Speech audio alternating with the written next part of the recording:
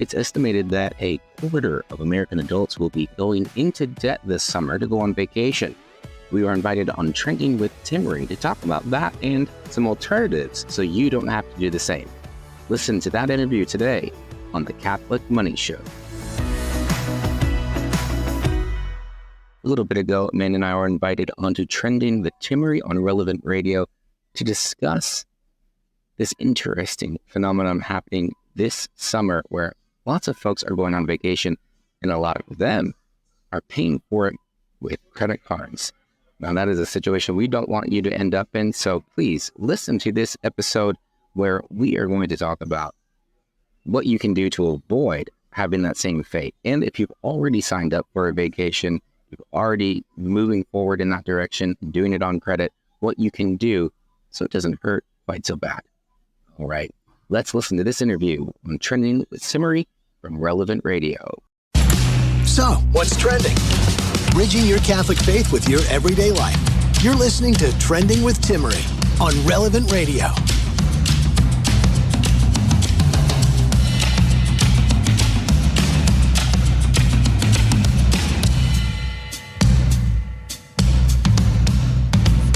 Welcome back to Trending. It's good to be here with you. It's a topic that today I think might be near and dear, sensitive: vacations. We all need a vacation. In fact, a little later on, I'm going to discuss why we need it so badly, looking at it from a theological perspective. It's actually a pretty big deal, and God designed it actually into our week. It's a little bit of a teaser, but maybe you're like me in the summer weather. I was talking to a friend for a few minutes earlier. She was asking, what are you doing for the 4th of July? And she shared with me, she said, Timmery, ever since I came back from my vacation, she was off in Europe. She said, I don't know, I'm just having a hard time digging into my work. I'm still in vacation mode. I have vacation blues. And I said, well, maybe it's not just vacation blues, but maybe like me, the weather's nice. You want to be out doing something else, and it's that season, or maybe you outright feel burnt out. I think that might be why we're seeing some startling but interesting trends this summer. Going into the summer, we saw reports that 1 in 3 people who are going on vacations this summer are planning to charge it. They're using the credit cards. They're going in with no money and using all the money they need. But what's the long-term outcome? So the Seattle Times in May released data that 4 in 5 American adults plan to have a summer vacation. I was actually pretty surprised and impressed that many people, and not just a summer vacation, these are people who plan on traveling this summer. We do not plan on traveling for vacation this summer. We didn't last year, and maybe that's you as well. Maybe you haven't even planned something. Don't worry. We have a full hour to help you plan and prep, whether you're already going on a vacation, if you need to drop down expenses, maybe ditch that credit card, or maybe you just want to plan something. I know I still need to, and I'll share with you a little bit about ways we can do that and look at it from a theological perspective. What does the Bible say about vacations and getting away? You're listening to Trending with Timmery here on Relevant Radio. I was fascinated by the data. It actually said that compared to last year in 2023 versus this year, actually a majority of people planned on spending more money this year on their vacations than they did last year.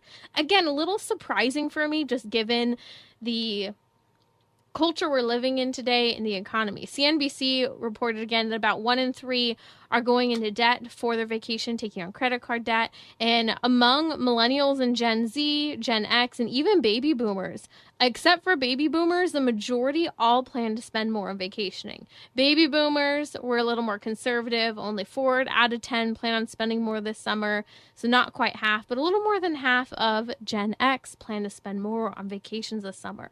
However, Gen Z and millennials, with a whopping 65% of them planning to spend more on their travel plans this summer, and 72% of millennials also planning to spend more on travel this summer. So what's happening? Average vacation for 1 week costs $2,000. People want and need to get away, but how do you make that happen?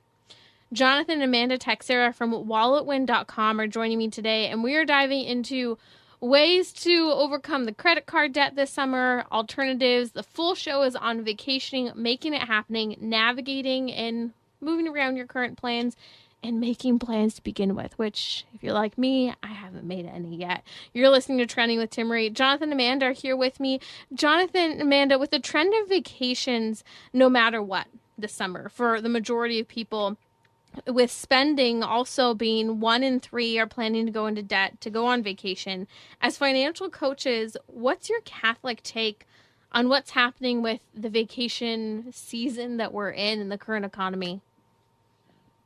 Honestly, when I saw the statistics, the airline industry alone is expecting to have 6% more business this summer than they did last summer. I was in shock because we're also seeing people flocking to us, in more of a financial predicament, because the numbers continue to be difficult for families as inflation goes up. The math continues to not math for so many people out there. Yet here we are wanting, seeing the travel and vacation industry going up.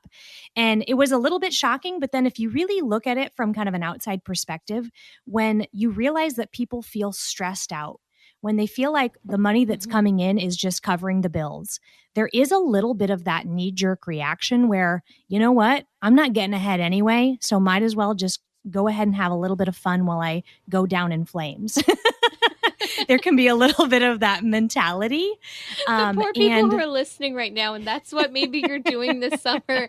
Just know that we're trying to discuss this as finding a solution in the midst of what you might have already planned. Or maybe you're going, oh no, I need to cancel my vacation.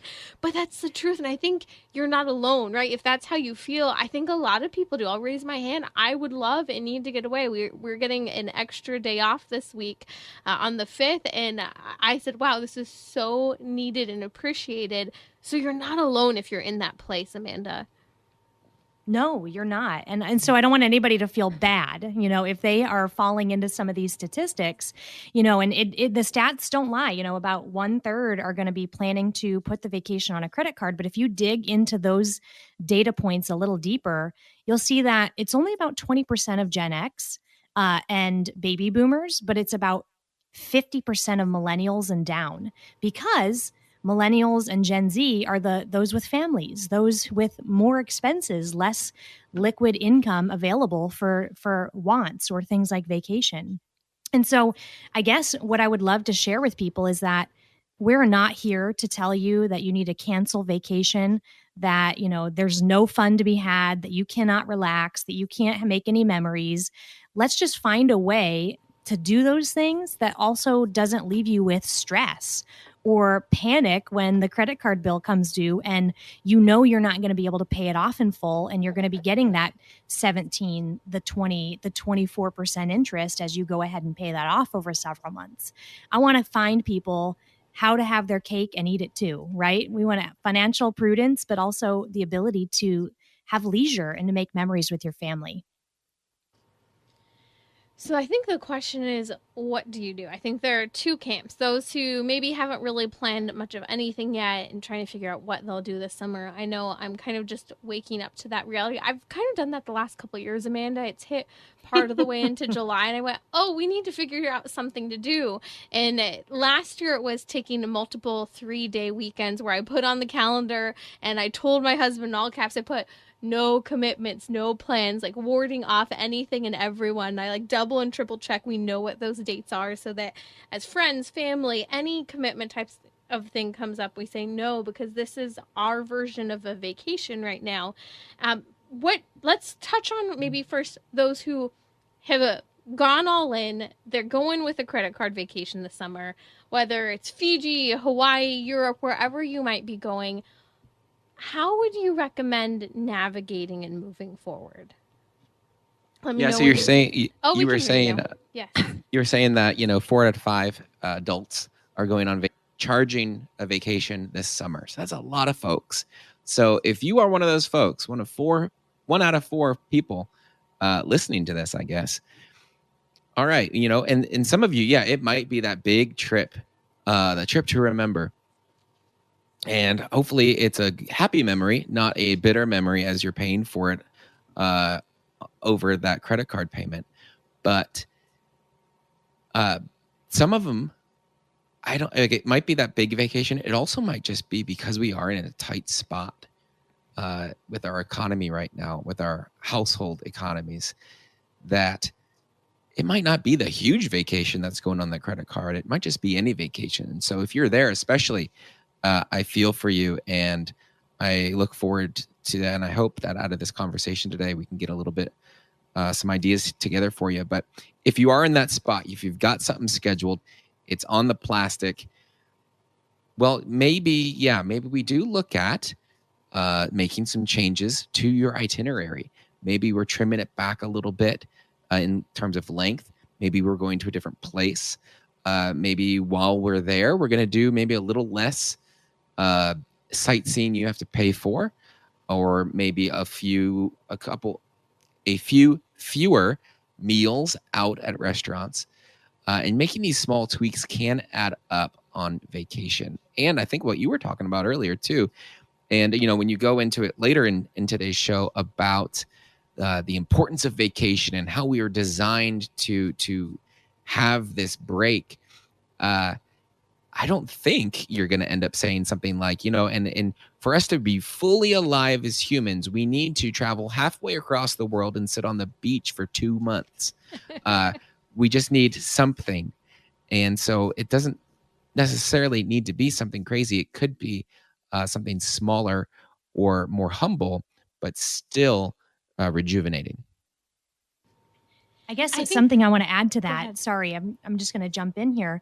Sometimes when we make those vacation plans, and even if you did put the deposit down on the credit card and you see the date looming, and it feels like there's nothing you can do about it, and you just got to kind of suck it up and move forward on this. Well, sometimes you have the ability to pivot the trip. You can postpone it by 6 months. You could postpone it by a year and give yourself more time to go about saving for that trip to avoid taking on debt for that vacation. And then you could kind of come up with something that fits your budget right now to actually happen this summer. So, there might be a little bit tweaking, a little bit of adjusting, a little bit of creativity. But I think that anybody who's, staring down the gauntlet at an entirely charged vacation and they're not knowing how they're going to pay for it, there's things you can do right now to avoid that from being your reality.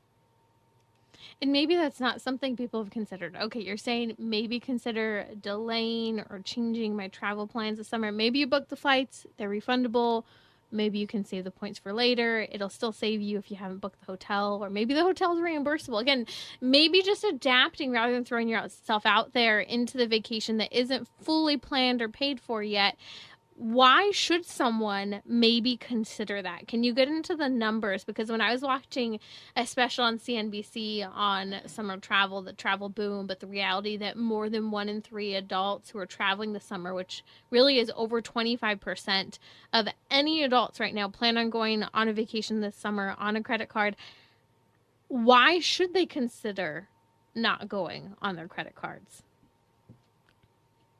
We need to think about why we're going on this vacation in the first place. We're looking for rest, for rejuvenation, to be refreshed, to have some fun, to enjoy life. And that can happen on the trip, no matter, I guess, how it's paying for. Maybe there'll be a little bit of a twinge, a little bit of a color of something if you're really thinking about it when you're swiping. But let's fast forward, a month after you get back, 3 months after you get back, depending on the trip, maybe 6 or 9 months after you get back, and you're still paying for it. There's still money that you need to take out of your income that month in your budget and set it aside, send it away to Chase or Visa or whoever it is, because of that vacation. And that is going to definitely be the opposite of rejuvenating and refreshing. It's going to just add more stress. The stress, the wear out, the burnout that we're looking to remedy by going on vacation, we are just compounding it. We're putting it away, and it's going to gain interest on that credit card, both financially and in the stress factor.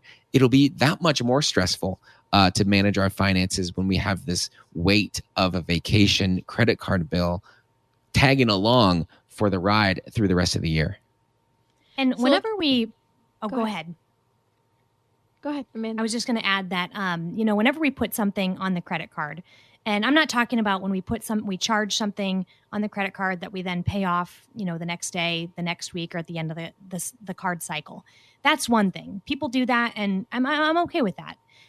But intentionally putting something on the card that we don't have the intention of paying off right away, what that does is it ties up the income that God gives us in the present moment always perpetually to the past. And it can't operate for us well in the present moment or in the future. And what we see when people do that, whether it's credit cards or other types of consumer debt, it hinders our ability to say yes to God in whatever he calls us to. It hinders our ability to give.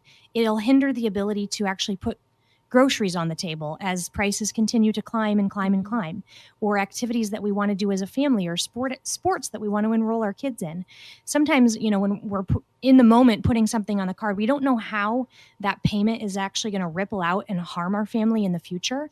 But if we are being the best stewards as possible with the resources that God's entrusting to us, that includes making a plan, creating a budget, living with that, living below our means, and going ahead and planning a vacation that's appropriate with the money that's available to us. And that might be a very small amount, but I'm of the belief that you can literally have an amazing, incredible family memory on almost no budget or a very high budget. It's really about how you approach it, how you go into it, and the intentionality with which you plan it. I want to come back to some of your ideas for staycationing, vacationing on a budget in a moment, but I did want to touch. So the average vacation, by the way, if you're just joining us, you're listening to Trending with Tim Ray here on Relevant Radio. That's Jonathan and Amanda Texera from walletwin.com. They're financial coaches and Catholic financial coaches. We're looking at money with a religious worldview, adding our morality and ethics behind how we spend our money, where we spend our money. Now, with 1 in 3 people who are going on vacation this summer, planning to do so by taking on credit card debt, we're looking at 25% of Americans are doing so. If you just look at the average cost of vacation, it's $2,000 per person for a week. Add a 20% interest rate. Let's say you're planning on only paying $25 a month, which is the minimum required payment. That's going to take you well over 6 years to pay off that vacation. How much is the person going to be spending in the end, though, if they pay that minimum payment, 20% interest, $2,000 per person for the vacation for the week? Right. I mean, it's going to just compound. It's going to be an astronomical amount. And when you look at those numbers and you actually go through the process of doing the math and projecting how much you'll be able to pay towards this, you quickly realize that, gosh, if you would have just started saving $250 a month all year long, then you would have been able to take way more vacations with the money you had set aside, instead of just paying perpetually for that one vacation you took 3 years ago. The math is in your favor when you just always in your family budget. If I know that it can be hard for some people to protect that money, to put savings aside, but we always teach our students that, you're going to go ahead and, protect tithing as the first thing you set aside in your budget. And then all of the expenses that your family just has to incur just to live, etc. But then things that need to be part of your budget are savings, like date nights and vacations and all those things that bring life to us. And if you create a piggy bank, if you will, and set money aside every single month, whether you know what vacation you're going to be taking or not, that means when you finally get around to planning the trip, there's already money just sitting in that vacation piggy bank. And now it feels a whole lot different stepping in to plan that trip. There's a lot more freedom. There's a lot more excitement. You actually know the numbers instead of, oh no, this is going to go on a credit card. And so we're just going to try to spend as least as humanly possible. And it's not going to be as quality of a trip anyway. And so I do encourage people, set that piggy bank up. And that is, you're going to be your own credit card, if you will, in the trips down the road. I like that you mentioned some of those numbers, Timmery, because if we think about it, like the average credit card rate is about 25% interest for a year, over a year. So let's say even if it just takes you 1 year to pay the thing off, it's going to cost you a 25% extra. If we think about the fees that we pay, like If I'm ordering food online, I usually order pickup because I don't want to pay the extra fee. Like the food's more expensive, then there's delivery fees, and then there's order fees if I do delivery. So I don't usually do that because I don't want to pay extra.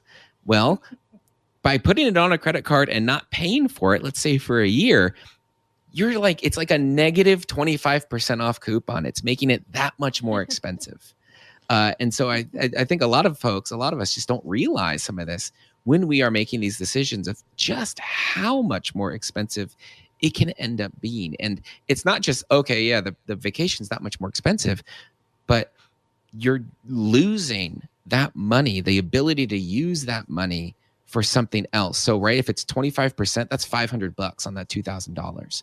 So that's $500 that you're not going to have for Christmas presents, for groceries, for whatever it might be that comes up over the rest of the year. That money's missing because you decided to tie it all up and obligate yourself to this vacation instead of, like Amanda said, saving it all up. So yes, if you've got the ability to not do it right now or to undo it, we really recommend you do that so that you have the ability to say yes to however it is that you need to provide for your family in the next year.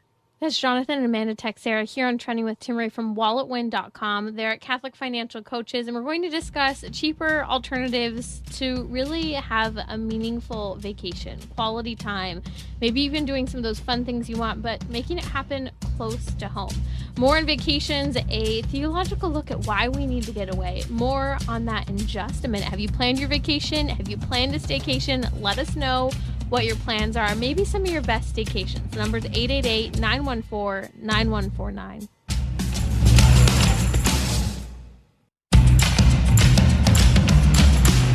So, what's trending?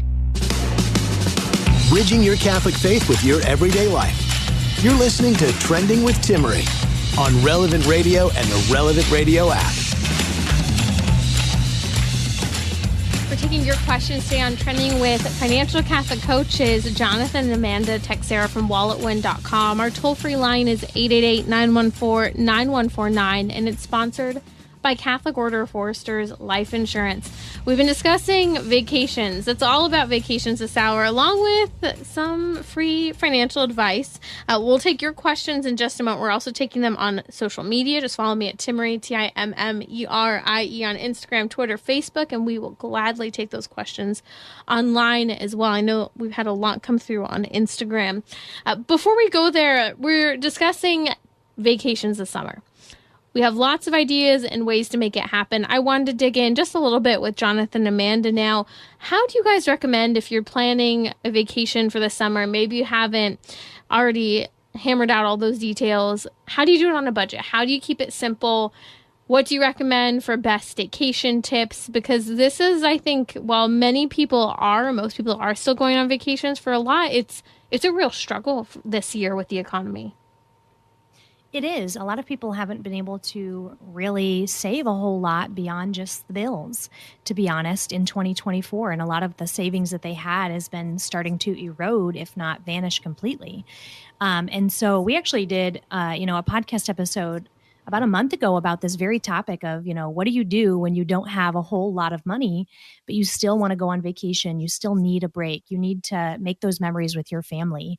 And really, there's some creative ways out there. I mean, nowadays we're in the land of side hustles galore, right? It's kind of just pick whatever might work for you. And in a weekend time, you could go Uber some people around, or you could do a couple of side hustles here or there. You could sell things on Marketplace, and you might be able to come up with a few $100s, if not, $1,000 or $2,000 in shortly quick order. And so what I recommend people doing is either look at your budget and figure out what you can kind of free up for this in a prudent and just way. You don't want to rob other categories in your budget to make this happen, but what can you actually reasonably set aside or grab via a side hustle? And then that's your number. And now you got to look at what the options out there are and figure out what you can kind of make happen within that number. And again, I mentioned it earlier, I'm of the mindset that you can, even if you only have a couple $100s, you can still have a tremendous vacation on that. I mean, honestly, the staycations that you mentioned are a fantastic option.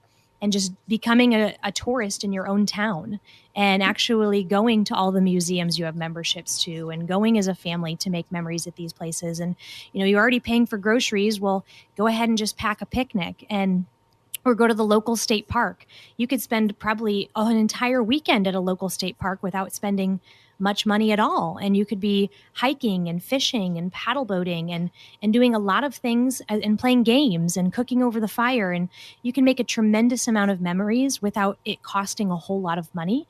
And we actually did a poll on our social media about this very topic. And many people told us that they were choosing more of that camping and the state park strategy for vacations this year because they were trying to stretch their dollar farther. That is so true. And even ever since COVID, I found, especially living in Southern California, a lot of the campsites, you really have to book out a couple months in advance because people are making their, whether it's glamping or legitimate tent camping, you name it. I'm really seeing that more people than ever actually discovering, one, I can camp. Two, I actually like to camp. And those are for the people who maybe have never done it before. I have a dear friend and she's not a camper. She went one time last year and she's the one inviting me to go camping now after her not really being a big fan of the whole camping idea, which to me is a total vacation if you plan it right. Absolutely. Yeah. All of us who've been camping our whole lives are, not. I'm glad that other people are finally discovering the great outdoors, but there's part of me that's like, dang it, now I have to plan a little bit more in advance because I know everybody's finding all the good spots. I know we were actually nailed this spring. We had a camping trip planned that we didn't book the site for in time, and it turned into a staycation weekend with some friends because we were not able to get our camping site that we had planned, which was a big bummer, but we still had fun. And I think that's part of it, though, is adjusting expectations. Like if your version of a vacation is like, I'm going on to be on the beach in Fiji, Hawaii, I want to go to Bali, I want to go to Tulum, I don't know where it is, that expectation is maybe just not a reality right now. And so maybe paring that down to, well, here are the elements I want. Maybe I just want to sit and lay in the sun somewhere really beautiful. Maybe I don't want to have to cook for the week. I don't know what that is. Maybe you want to go hiking and exert yourself, be unplugged. What can you do to make that happen that is more realistic, closer to home? Maybe doesn't require the airfare, maybe doesn't require the hotel, but you can actually stay closer to home. I think that those are the elements we have to be thinking about in seasons such as these. I know we've had a lot of questions coming in. We're going to dive more into vacations, planning a getaway this summer, the number one reason why we need a vacation so badly that I think is really at the heart of this whole conversation that's missing when you hear how much debt people are going into this summer over their desire to get away, the real need to get away. That's Jonathan and Amanda Texer with me today on Trending. We're happy to take your questions. They are Catholic financial coaches. You can find them at walletwin.com. And again, that number to get in is 888-914-9149. We're also taking questions on social media. Tons questions coming. I want to start with Nina on Facebook. She said, I'm struggling with how to navigate credit cards with the rising cost of living. Is it immoral to use a credit card to help make the monthly deficit? So I'd say it's not immoral to have a credit card, to use a credit card ever. Now, I guess maybe maybe not to say I'm not worried about morals. What I'm worried about though is using a credit card to make the month work, because that's telling me there's not enough income for the expenses, which means next month we're going to use the card again and again and again. And if we can't even pay the bills, then how are we going to pay the credit card bill? So this seems it's definitely not a good idea. And then at some point, I don't think it's not immoral. It's certainly not wise and prudent. So I think maybe what I would suggest you do first is that you would sit down, look at your expenses, look at your income, find realistic ways to trim your expenses and realistic ways to boost your income. We're not suggesting you just eat ramen and ketchup all month, but that maybe you do pull a little bit back here, a little bit back there, you pull it there, and then you can free up some space. Maybe you do a little something different and make a little bit of a boost in your income. And so before turning to a credit card that seems like it's only going to get bigger and bigger, I mean, that is what I did before I got married to Amanda. And one of the reasons we had so much debt when we got married, because I was, hey, I'm just going to use the credit card just to kind of float a little bit until my paycheck, then I'll pay it off. Well, I did that. And then I had less money to last me the 2 weeks. So I had to use the card a day or two sooner. And then I paid that off. And then it was another day or two sooner than that. And eventually I couldn't pay it off. And that's when you get caught in that cycle. That's when you get caught in the game that the credit card companies want you to play. The reason they're sending you 5 applications in the mail every day is because they know the probabilities and the numbers, and they know eventually, on average, you're going to end up paying them the money and getting hit with that 25 or more percent annual rate of interest on those purchases. I'm also thinking of the parable of the unwise virgins that we have in Matthew chapter 25. And although we're not talking about money, we are talking about resources. And I love where you mentioned, like, is it immediately immoral necessarily to use a credit card? Not what the conversation is. But again, I love how you mentioned, like, okay, how can we spend less if this is a part of what's happening? I think the problem is when we stay stagnant in when we're at, when we don't anticipate and plan for what our basic needs are. Like, God wants us to live within our means. And I think the parable of the foolish virgins and the wise virgins really speaks to that. Those who knew that they didn't have enough and they didn't make a plan. And when our Lord came, it's an analogy for the second coming of our Lord, for our final judgment. Well, while we're not talking necessarily about the final judgment at this time, how we use our money is a moral issue, and being prudent, living within our means is an important topic. And if you need that financial assistance for a season, that might be one thing. But if that's permanently how we're living, I think that that's the challenge, especially when we have no plan for stepping out of those circumstances. Yeah. And we recommend to people that if that's a temptation or you're starting to fall into that, it's time to cut the card up. It's time to cancel it or to freeze any additional expenses from going on it. Because when you do that and it's no longer there as the easy fallback, because it is really easy, it will challenge your brain to get more creative. It'll put you on your knees in prayer, and you'll be asking God to give you ideas to make the numbers work. And, when we go to that place, it's not as easy always. It involves a lot of trust, and it might involve examining our habits or examining some of the things in our life that we haven't looked at. But it's going to actually solve those issues for the long term. A friend of mine some years ago also told me to pray for provisions for your family. And it's always been a prayer that I've always really made, because, wherever you're living, whatever the economy is, I think that provisions, like having that provisional mindset about what we have financially, so that we're being good stewards, that we're grateful for what we have, that it ultimately comes from God through our hard work, but from God, and seeing how God really does duplicate money when we have, I think, that worldview. I've truly seen it even in the most challenging of financial times. Okay, more questions are coming through. I want to touch on this one because there's a lot. I know we've discussed this quite a bit, but it seems to be the hot topic per usual from Michelle, and I'll reference back to the episode where we've actually discussed this as well. But she said, what are some ways to adjust your budget to accommodate living on one income? She said, I want to be a homemaker and I want to, she also included, what are some steps to take to pay off current debt before transitioning down to one income? Great. Well, that's a very prudent, I'd say, to be looking at that last bit of, hey, we want to make this change, instead of just doing it and like, oh, well, what do we do with the debt? I'm thinking, all right, maybe there's a couple things we need to clean up before we make this transition. A couple things we need to figure out to see if we can do this. So that's great. I just want to, Michelle, good thinking. This will be helpful when we look at our budgets. We're looking for things to maybe do less expensively. If we're looking to trim expenses, this can also be applied on a smaller scale or more specific scale for, say, a vacation. When we look at the reasons why we want to do things. And so, right, the reason maybe that you subscribe to Netflix is because you want to watch movies and you find that entertaining. All right, well, how can we if you don't want to spend the whatever it is these days, I don't know, like $16 or something on Netflix, how else might we watch movies to have entertainment?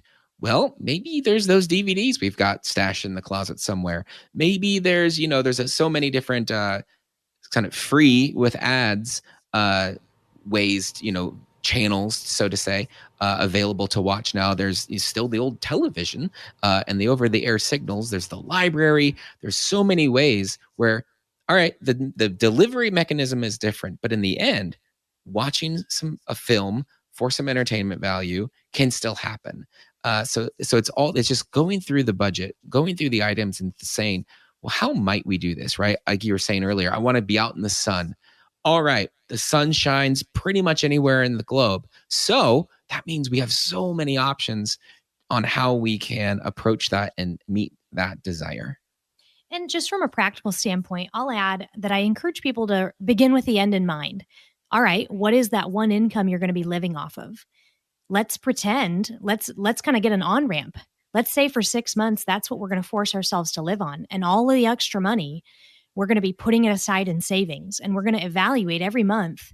Do we need to go ahead and raid that extra savings? Or what is working here and what's not working?